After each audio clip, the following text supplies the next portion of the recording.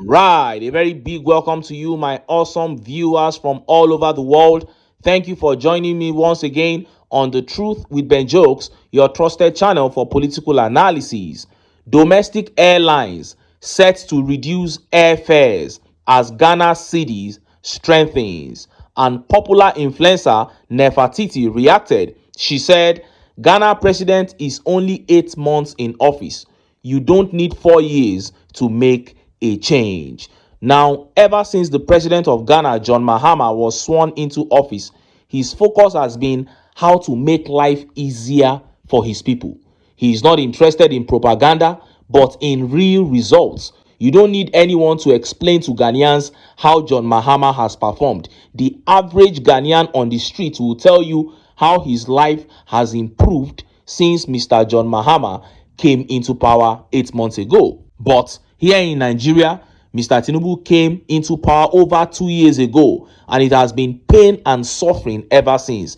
No single area has recorded anything positive, aside the fact that the process of getting a new passport or renewing an old one is now seamless, unlike before. This is all Tinubu has achieved in 2 years.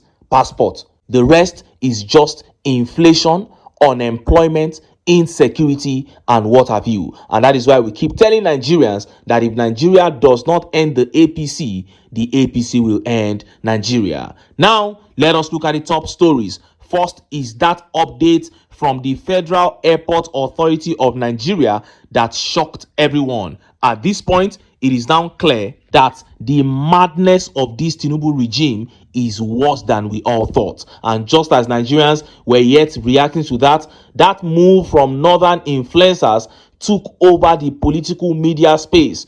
All of a sudden, northern influencers began throwing massive support for Peter Obi all over the internet, a move that shocked the Tinubu camp and sparked nationwide political debates. Before I show you details of these top stories and how Nigerians reacted, let me quickly show you this video. You see, banditry has forced significant danger in the entire northwest region for more than a decade now. And any peace deal you have entered with a armed bandit, it will fail woefully. These armed bandits, they are not reliable, they are not honest, they are not sincere.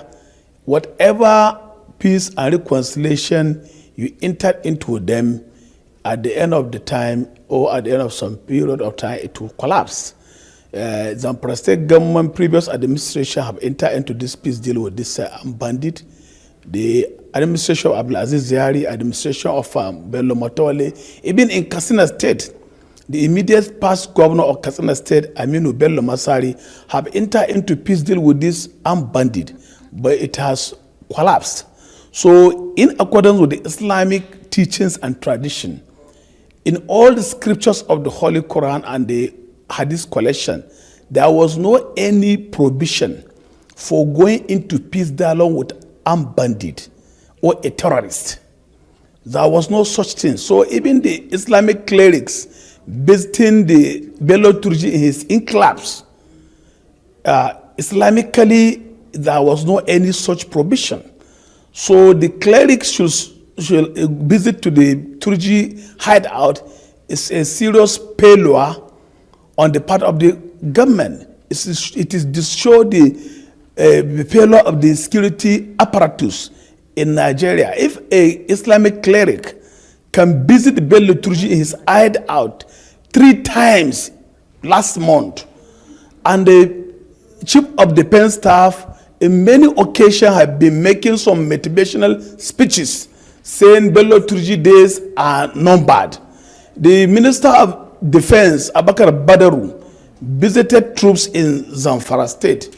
He declared that Bello Turji should be killed or should be brought alive. All those things have collapsed. You saw that. Now, yesterday I brought you a story from Katsina State where a 4th local government surrendered to bandits in the name of peace accord. And I told you that the peace accord was a fallacy. I told you the bandits would return to attacking the villagers once the money they were paid to repent finishes. That's exactly what this man is saying. So when the Tinubu regime comes out to claim that they are triumphing over terrorists, that is not true. They are lying. The terrorists are the ones triumphing. And I am glad that the interviewee indicted the APC and Tinubu in all this. He said the imams and the ulamas who are meeting with terrorists are doing so on their own. There is nothing Islamic about it. Islam does not defend meeting with terrorists in any way. And if the Chief of Army Staff and CDS, the Chief of Defense Staff, are aware that these imams visit bandit leaders in their hideouts, why are they pretending not to know where the bandit leaders are when the ulamas and the imams know where they are? Why are they sweet talking Nigerians and saying that the bandits' days are numbered when you know where they are? Why can't you go there to their hideouts the same way the imams are going and pick them up?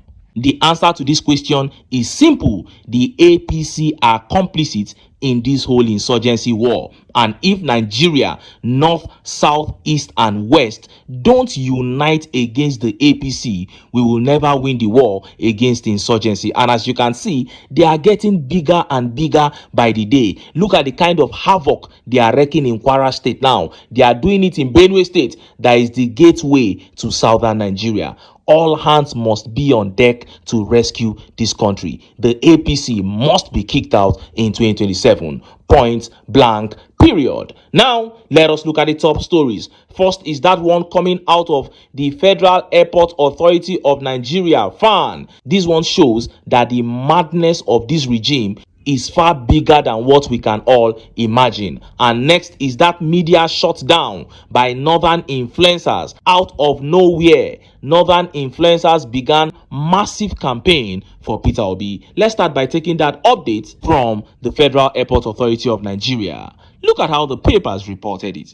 Breaking: Kwam1's no-fly ban reduced to 1 month. All criminal charges withdrawn.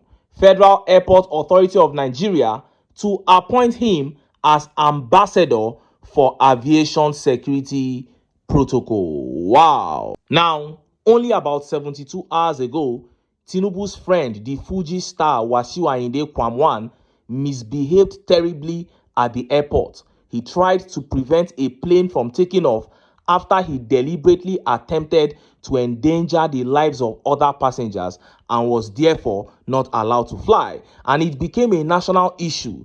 Legally, his punishment was supposed to be like 2 years in jail.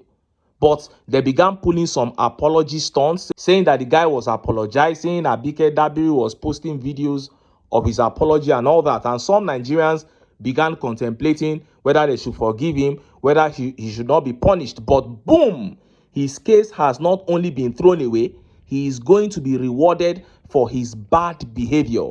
The Federal Airport Authority of Nigeria is set to name him an ambassador. This is why I said the madness of this regime is worse than we all thought. Who could have imagined that a man would become an ambassador of FAN just over 72 hours after he wanted to pull down a plane like a thug just because he is Tinubu's friend? This is stratospheric level of madness. And this is why I keep telling Nigerians that if we allow this to continue, we don't know where this is going to end. Because this is shamelessness at its peak. Tomorrow, somebody will come and say that Peter Obi is the one demarketing Nigeria. Somebody will say that speaking ill of Nigeria on Twitter is a way of demarketing Nigeria. When you are doing this, just yesterday, we saw the Minister of Power launch billion-dollar mansion in a nation where people are paying for darkness under your ministry. Now, this man, Kwam1, who embarrassed himself before the whole world, is being made an ambassador. The same way you give Boko Haram amnesty, call them repentant Boko Haram.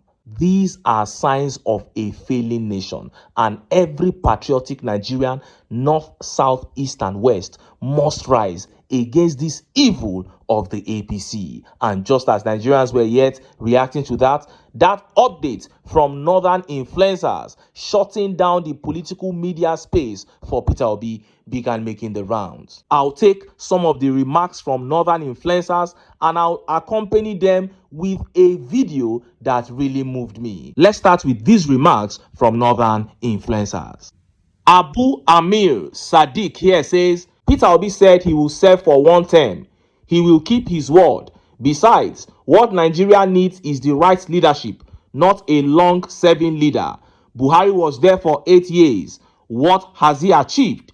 Give this mic-licking mannequin in Aso Rock 100 years. Things will only keep on deteriorating. He means Tinubu. He said things will never get better under him. And another northern influencer, Dr. Hafsatu Danladi, followed up. She said if Peter Obi says he will serve only 4-year term, he will keep his word. He is different. And truly, 4 years is enough to make meaningful and lasting changes. What did Buhari achieve in 8 years? He left Nigeria was off. And of course, this very big northern influencer, Ibrahim H. Abdulkarim, said by December, jungle go mature. Peter Obi is coming. Rig and die 2027. And yet another popular northern influencer, Abubakar Suleiman Karfi, posted this. He said, since they claimed Peter Obi is not popular in the north, we decided to counter their claims by making him popular. New Nigeria is possible. And of course, you can see a picture there of Almajiri females being thought, I don't know what they are being thought, but is a form of sensitization with Peter Obi's obedient picture in the background. And then this same Abubakar retweeted a video from another northern influencer, Makarfi, and that is the video that really moved me. Almajiri children were in a class that were being taught by a teacher with Peter Obi's obedient movement picture in the background. It looks like a revolution is taking place in northern Nigeria. See the video.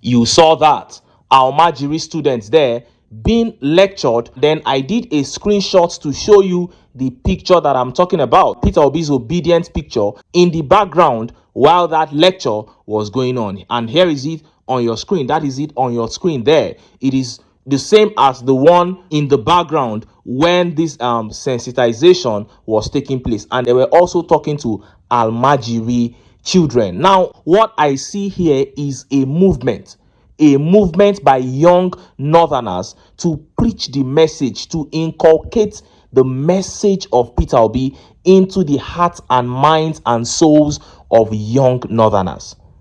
This is, of course, for the 2027 election, but I am telling you, this goes beyond an election. This is a movement. The ideology of the man Peter Obi has been heavily embraced by young northerners, the same way young people have embraced it in the south. So this tells you that this is real, this is organic, this is genuine, and it is the same thing that former speaker Tambuwal was trying to say in that his birthday wish to Peter Obi.